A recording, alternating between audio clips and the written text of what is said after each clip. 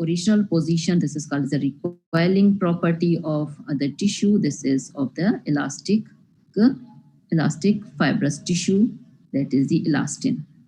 Only one genetic type is found. Tropoelastin is the precursor for the elastin molecule. It is a soluble monomer. Its weight is 70 kilodalton. Just like the tropocollagen, the tropoelastin molecule is there, that is the monomer that makes the elastin fibers. Proline is converted into hydroxyproline, whereas there is no hydroxylysine is there, or glycine and glycine hydroxylysine are there. But proline is converted into hydroxyproline.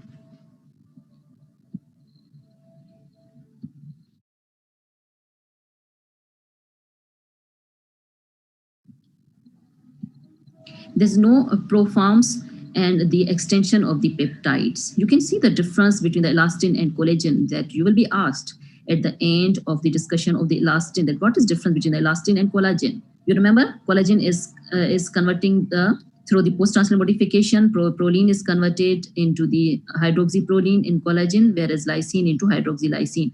But over here in the elastin molecule, lysine is not converted into hydroxylysine, and glycine, hydroxylysine, there's no any connection.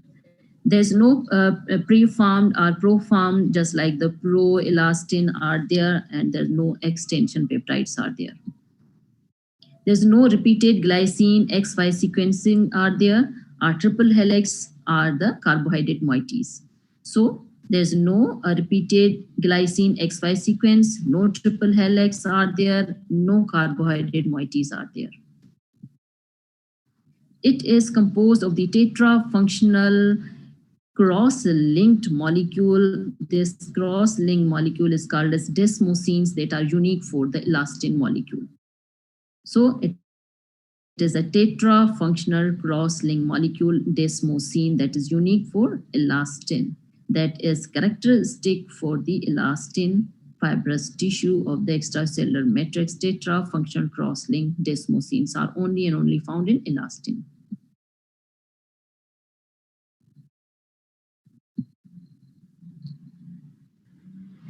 So you can see the steps.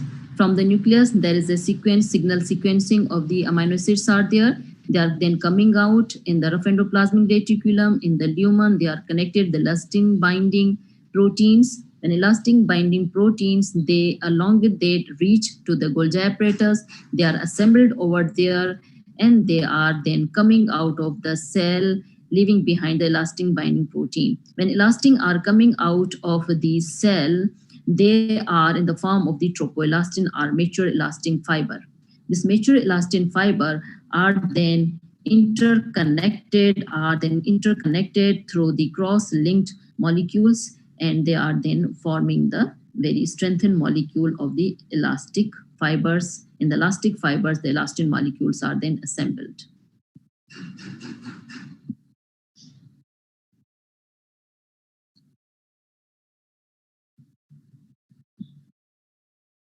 Now, elastin fibers, they are, you can see, when they are relaxed, they are intermixed with each other. They are making a meshwork-like a coiled molecule. But when they are stretched like a rubber, when rubber is strengthened, it is stretched. They longitudinally, its fibers are longitudinally arranged like this. They have the connection between these, and these connections are called as a cross-linking. So the fibers of the elastin fibers, they are linked together by the cross-linking. So these are the elastin molecules, and these red color, they are the cross-links.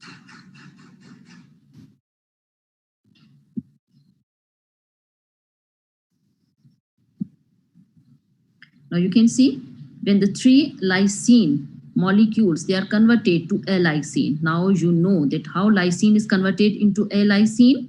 When lysine oxidase enzyme is there, a copper-dependent enzyme, lysine amino oxidase enzyme is there, copper-dependent enzyme that remove the amino group, incorporate and convert the amino group into the aldehyde group. Aldehyde group containing lysine residue is called as lysine. You can see the difference between these two. Look here, this lysine, second lysine, third lysine. So these are the 4 lysine molecules.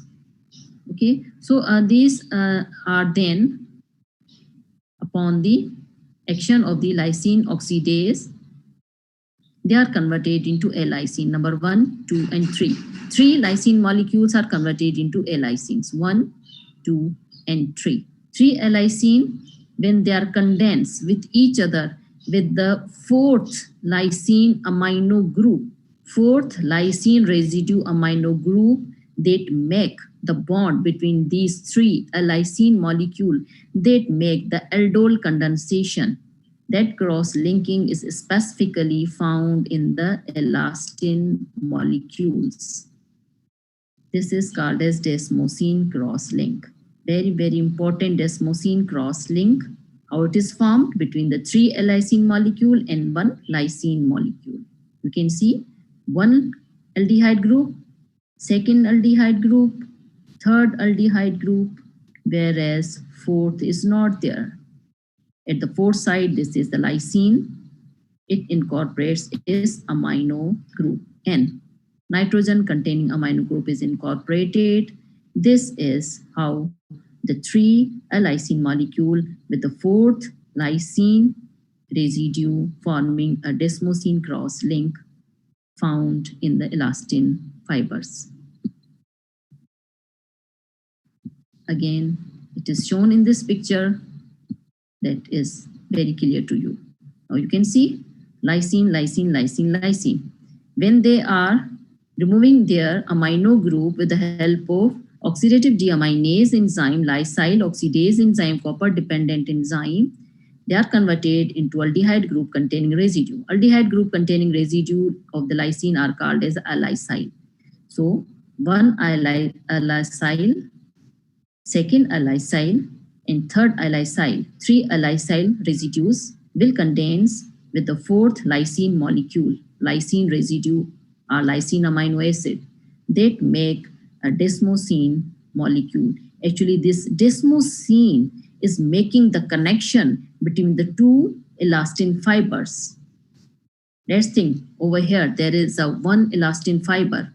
Over here there is another elastin fiber. So it make a bond between the 2 elastin fibers. So they become very strengthened and they are interconnected with each other. So desmosine or isodesmosine, the most common interchain cross-link conversion of the amino group of the lysine, hydroxylysine, to the reactive aldehyde by the lysyl oxidase. So desmosine cross-link is spontaneously formed. A lysine, a lysine, a lysine with the lysine, forming desmosine cross-link found in the elastin. You can see over here. This is lysine, green color lysine. These 3, orange color, these are a lysine. This is not clear. This is very blurred picture, but you can see it from through your internet, this picture. It will show you that there are the 3 lysine molecule, orange color 3 lysine molecule, and green 4th one is a lysine molecule. 3 lysine, 1, 2, 3 orange color, and 4th one is lysine green color. That make a bond. That link is called as the desmosine. You can see desmosine is written over here. So this desmosine is connecting one elastin fiber with the other elastin fiber. Okay, single elastin molecule, making bond with the another elastin molecule. So in this way, a meshwork of the elastin proteins or fibers, they are made. When they are stretched, they become strengthened, they become longitudinally arranged, and the cross links are clear between these. When they are relaxed, they make a foldings. They make a folding or coiled structure. So tropoelastin The elastin fragments without the crosslinks. These are the elastin fibers without the crosslinks. When the crosslinks are formed through the desmosines, they are linked together. Now, mature elastin molecules are fibers. They are linked together through the desmosine crosslink. After that, the mature elastin protein molecule is found in the extracellular matrix. Then there is a elastase enzyme that is degrading these molecules. So there's a difference between the collagen and elastin. Let's see what is the difference. That is usually asked, what is the difference between collagen and elastin? Collagen is of the many different genetic types, whereas elastin is of the one genetic type. Another difference is collagen triple helix, whereas elastin is no triple helix is there, but there is a random coiling conformation confirming the and permitting the stretching. So there is a different elastin fibers are there that are linked together by the desmosine crosslink. Glycine X, Y, N repeating structures are found in collagen, where there is no glycine X, Y, N repeating structure found in elastin. Four differences present to the hydroxylysine, but in elastin, there's no hydroxylysine. Fifth difference is carbohydrate containing collagen are carbohydrate containing fibers are proteins of the extracellular matrix, whereas elastin have no carbohydrate moieties. The sixth difference is intermolecular aldol cross links are there, intramolecular aldol cross linking are there, the covalent cross linking, whereas in elastin there are no intramolecular cross linking, aldol cross linking are there, but there's a desmosine cross linking.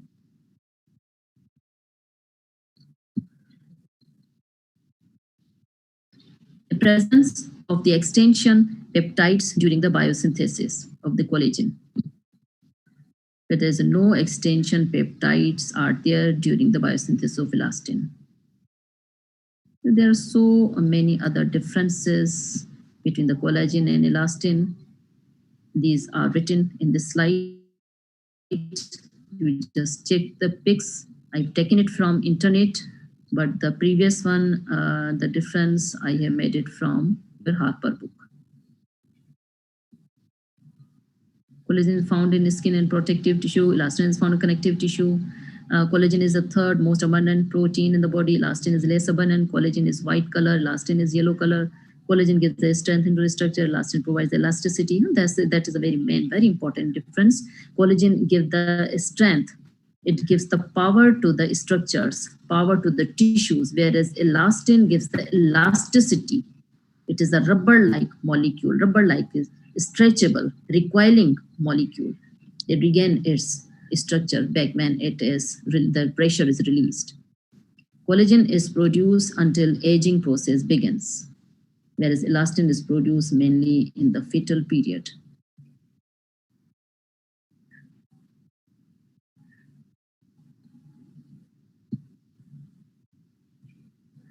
So there is a structural difference.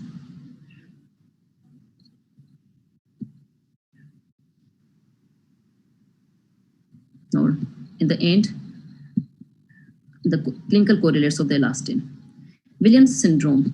Williams syndrome is a genetic disorder that is caused by the deletion in the elastin gene located in the 7q11.23 that is found in the 90% of the patients. Only one gene is for the elastin gene that is located at the 7 chromosome Q. Developmental and the learning disabilities occur in this syndrome that affects the connective tissue and the central nervous system. The supravalvular aortic stenosis occur in the Williams syndrome. That is the aortic stenosis occurs, aneurysm of the aorta, and skin disease disease occur, that is a fragmentation of the skin, this lexa, and the aging process, the fragmentation of the skin and decreased elastin. That gives the in this syndrome, it's a very very obvious, a very characteristic syndrome that gives the unique personality to the patients. They are very different from the other patient because they have a very obvious small nose bridges. They have a very specific elfin facial appearances. They are one in the 18,000 persons in UK. There are so many visual problems can occur. Patients have the so short stature, and they have the short nose and with the short chin. You can see patient as the folding of over the eyes are there. This is called the epicanthal folds of the eyelids. They have very especially small nose, small chin with the obvious lower lip, a thickened over lip, wide mouth is there. They're the same, and there is a learning disabilities, developmental disabilities. They look very immature as a result of defects of the central nervous system. Their milestones are very delayed. Child's milestones are very delayed. Developmental defects are there, and certain cardiovascular diseases. They are in the severe conditions. The supravalvular aortic stenosis can occur that can cause the death of at the early ages of the life. There's a hypercalcemia, idiopathic hypercalcemia. Hypocalcemia, I think it is hypocalcemia, it is not hypercalcemia. Hypercalciuria, over-excretion of the calcium through the urine. There is a hypercalciuria, and thyroid hormone is also less in these patients. You can see very small chin is there, the thick out lower lip, protruded lip, cheeks are very well developed. There is a very frontal and this forehead is bulging outside, and it is very broad. Nose is very small. Epicanthal folds around the eyes are there. The wide mouth, the teeth defects are there. Lower lip is very obvious, and it is protruded. A very small chin with a very elfin facial appearance of the Williams syndrome. A girl with the Williams syndrome, with the defects of the teeth, the small nose, with the big forehead, the small chin, the short stature. Then the link proteins. After Williams syndrome, the link protein that we will discuss, the fibrillin is the first of the link protein that found in the extracellular matrix. Fibrillin is a large glycoprotein that is 350 kilodalton molecular weight that organizes the elastin into the fibers. Fibrillin organizes the elastin into the fibers. That main structure component of the peripheral microfibrils from 10 to 12 nanometer that's secreted by the fibroblast into the extracellular matrix. So fibrillin, they are secreted by the fibroblast in the extracellular matrix. They make the main structural component of the peripheral microfibrils that organize the elastin into the fibers, a large glycoprotein with a 350 kilodalton molecular weight. Marfan syndrome. Marfan syndrome, obviously, this is the defect of this protein that we have discussed, fibrillin. Let's see, I'm going back. Fibrillin. Fibrillin, a large glycoprotein, its defect is called as a Marfan syndrome.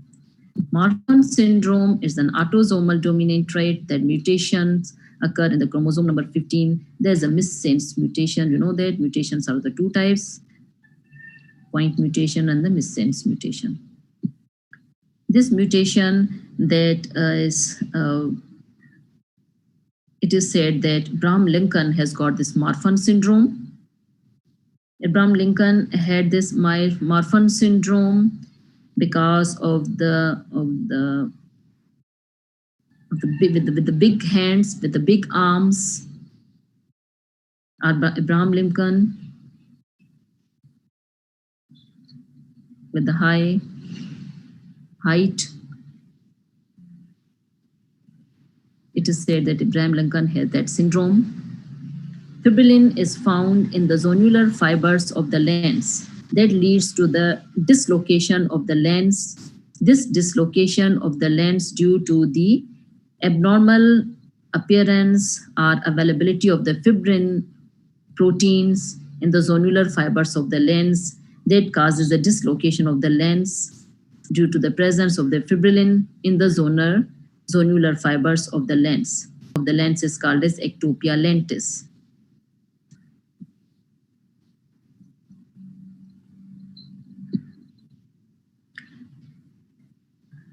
Archenodactyly are the long fingers with these are called as the spider fingers with the cylindrical arms, with the long arms. There is a hyperextensibility of the joints with the long slender limbs. You can see there's an overstretchable, overextended joints of the fingers with the long fingers, spider-like fingers. This is called as archenodactyly. This hyperextensibility joints with the long fingers. This is a syndrome called as a Marfan syndrome. I named it as a large syndrome, a big syndrome with the big stature, with the big hands, with the long arms. There are so many cardiovascular problems are found in these patients with the distended aorta that ultimately can undergo the rupturing and can lead to the death. The patients of the Marfan syndrome, they are treated to decrease the drugs. With the drugs, they decrease their blood pressure. Either calcium channel blockers are there to decrease their blood pressure, or for the hypertension, the beta blockers are given as a drug therapy. If the aortic aneurysm is there, they are surgically replaced by the surgery. So the surgically aorta can be replaced due to the aneurysm of the aorta. So losartan, beta blockers, calcium channel blockers, these are given for for the support of these patients, because there is no accurate treatment is available for this syndrome. There's no cure for this syndrome. Only supportive treatment is given to decrease their blood pressure. If they are hypertensive drugs are not given, antihypertensive drugs are not given. If they are hypertensive, the beta blockers, calcium channel blockers, losartan, these are decreased to decrease the aortic aneurysm and aortic bulging. So anticoagulants, the drugs are given to decrease the blood pressure, and surgically aorta can be replaced.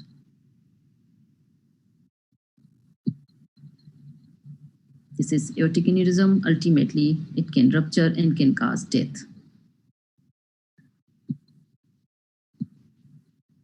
So gene mutation on the chromosome number 15 for the fibrillin, a large glycoprotein present in the elastin-associated microfibrils. This is the Marfan syndrome. Abnormality of the fibrillin structure. Remember, Marfan syndrome is the abnormality of the fibrillin structure.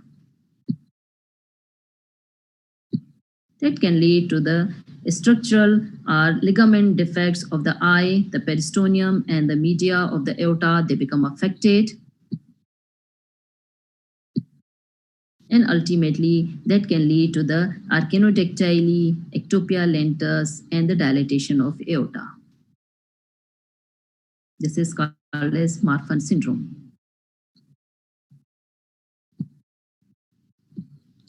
Second protein is fibronectin. Fibronectin is a large glycoprotein on the cell surfaces. As they are found at the cell surfaces, they must be there for the addition with the other cells. So they make the contact with the other cells. That's why it is named as a fibronectin. Nectin means connect. So fibro means fibers, nectin, connect. They are connecting one fibers with the other, or one cell with the other cell. So they give the addition, they give the adhesive surfaces with the of the one cell with the other cell. Fibronectin is that protein. It is a glycoprotein that has got the carbohydrate moiety that permits the binding of the cell with the components of the extracellular matrix. So fibronectin connects one molecule with the other molecule. That is for the adhesion purpose. Arginine, glycine, and aspartic acid, they are making the motifs are sequenced to bind with the receptors. That is very obvious and characteristic for the fibronectin. This is very, very important point that I have taken out from your books that you can get in your BCQs. So arginine, this is a single letter abbreviation for these amino acids. Arginine, R stands for arginine, G stands for glycine, and aspartic acid, D stands for aspartic acid. So they make the motifs are sequences, repeated sequences are motifs that attach at the receptor site. So the protein fibronectin, whenever it is attached to the receptor, the part of that protein that is attached to the receptor site, that part has got these three amino acids. These repeated motifs of the arginine, glycine, and aspartic acid, they are attached to the receptor site for their adhesion purpose. They bind to aggregate the procollagen in the precellular matrix. When pre-collagen molecules that are in the pericellular matrix, just beside the cell wall, the matrix is called as the pericellular matrix. Over there, the fibronectin is connecting the procollagen. So precollagen is attached with the fibronectin in the pericellular matrix. The two polypeptide chains with the 230 kilodalton each, they are linked by the disulfide bridges at the carboxyl terminals. Their distinct binding domains are there. They bind to the fibroblast cell surface fibronectin receptor alpha dimer. It means the two dimer are the two polypeptide chains are there, alpha and beta, that bind to the fibroblast cell surface fibronectin. The function of this fibronectin is to adhere the fibroblast and other cells to clot in the repair mechanism for the cell adhesion and the migration, for the cell adhesion to the extracellular matrix by binding fibronectin receptors on the cell surface. So collectively or generally, you must know that is the fibronectin function is the cell adhesion and the migration purpose. The function of the fibronectin is the cell adhesion and migration. This is the structure of fibronectin, a heterodimer. You can see the disulfide bridges are there at the ends. The fibrin binding, each of the side of this heterodimer is attaching with the other molecules because that is specific for the cell adhesion. Heparin binding site is there. There is the arginine, glycine, and aspartic acid sequences are found over there. The cell surface binding, surface receptor binding site is there. The fibrin binding, collagen binding site, heparin, and fibrin binding sites are also there. So this is a heterodimer structure of the fibronectin. You can see they are bind with the alpha and beta integrin. Integrin are the transmembrane proteins that are present in the cell membrane, in the lipid bilayer, integrin. When through their alpha and beta receptor, they are bind with the fibronectin. They, through this fibronectin, attach with the other components of the extracellular matrix. So its function of the fibronectin is to connect or to adhere the other molecules with the cell surface. So through fibronectin, the components of extracellular matrix, they are attached with the cell membrane. And in the end, laminin, a high molecular weight, 850 kilodalton heterodimer protein of the extracellular matrix. This is called as laminin. This is a distinct, elongated, 70 nanometer long polypeptide chain with the alpha, beta 1 and beta 2.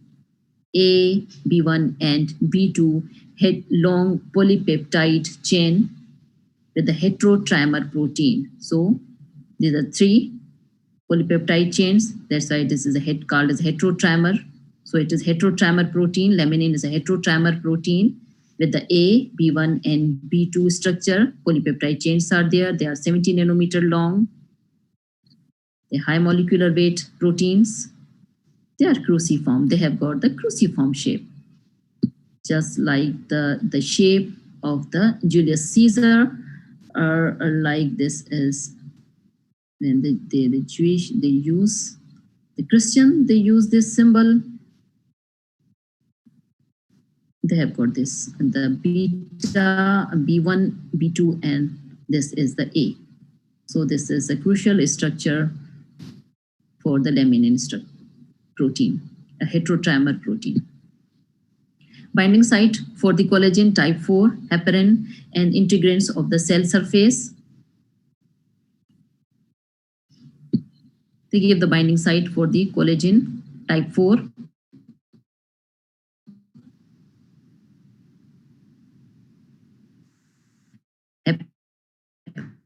Heparin and integrins of the cell surface. What are the integrins? Are the transmembrane proteins found in the cell compounds or molecules with the cell surfaces. And that is adherent collagen type 4 and heparin. They are located at the basal lamina. Laminin are located in the basal lamina. At the renal glomerular location, they are found in the thick consistency. They allow only small molecules, inulin and albumin, when they are found in the renal level. So in the glomerulus, when the laminin is found over there, they allow only small molecules to pass through it, whereas the negatively charged albumin and the higher molecular weight that is sized more than the glomerular pores, they are not allowed to pass through the glomerular membrane. If they are passed, for example, the albumin is passed, that is condition is called as the albuminuria.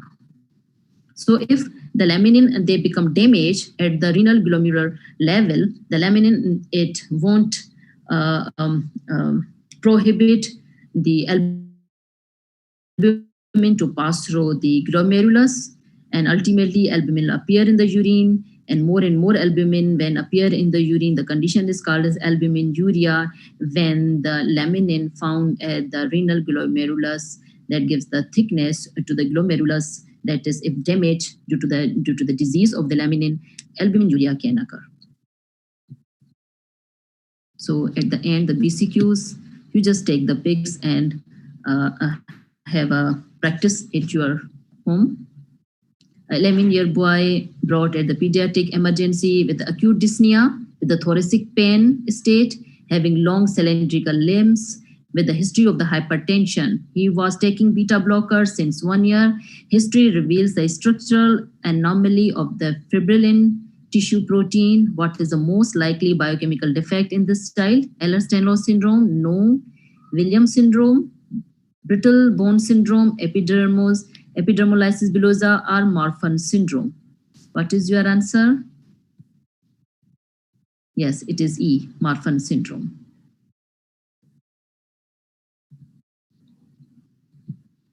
I know it's very long lecture. I have taken so much time, but I think I will not get another time to explain you, but you just take the pics and read from your books and have practice. A 10 years old child having distinctive facial features with the short nose, with the full cheeks, white mouth, with the broad forehead, and which one of the following chromosomal mutation is the probable cause? Mutation of the 15, mutation keratin 5, collagen 1A1, 7q1123, and mutation of the collagen 7A1. What is your answer? It is D. That is 7q11.23. That is, this disease is called as the Williams disease. So this is the end of the